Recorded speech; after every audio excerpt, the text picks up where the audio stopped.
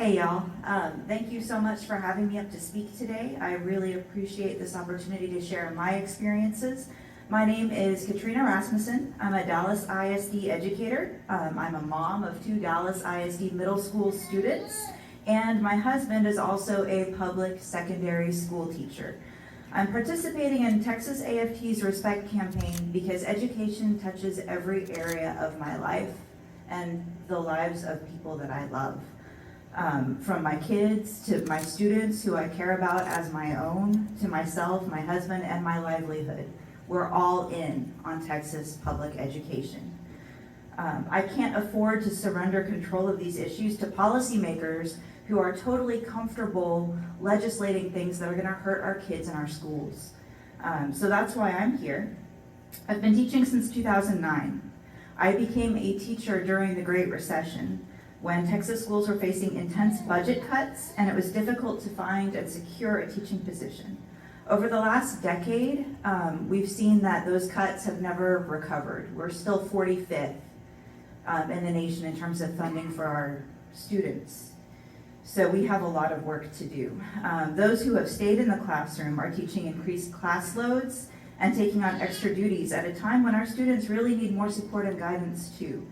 We have faced an onslaught of vitriol in board meetings, increased pressure from high stakes testing, stress from social media challenges. I know you guys have seen the TikTok challenges that I've seen, and anxiety over violence in and around our classrooms.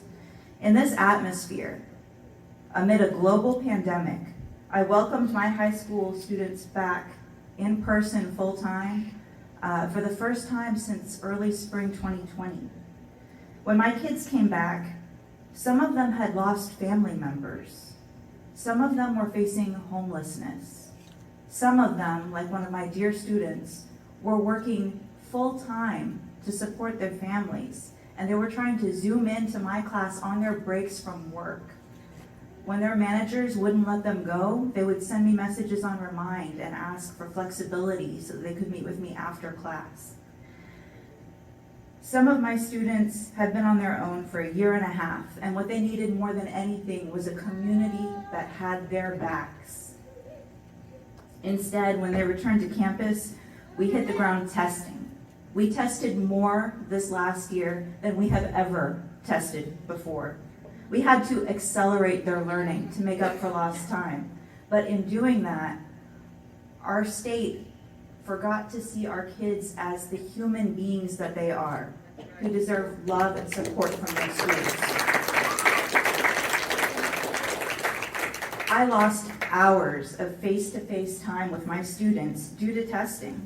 And because we were short-staffed, my own students had to sit in the hallway, they had to go to the gym, they had to be split among other teachers, and sometimes they were sitting on the floor in classes where there weren't enough seats. That happened multiple days in a row for some of my classes. There's a real human cost to the amount of testing in our public schools. At-risk populations get tested more than their affluent neighbors, and the kids who need relationships the most are the first kids to lose those relationships to testing.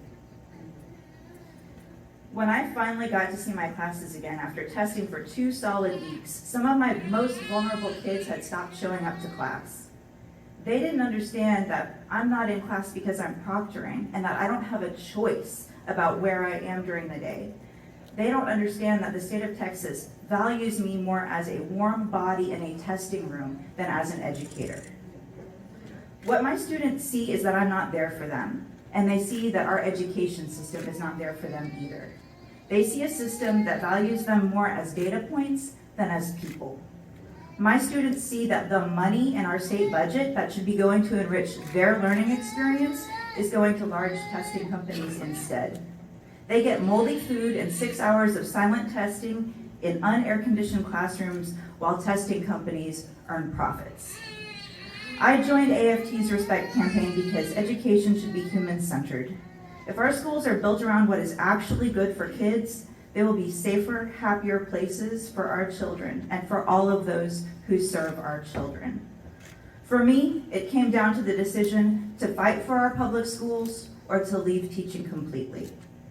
I am here because our kids, all our kids in this great state of Texas, are worth fighting for. Thank you.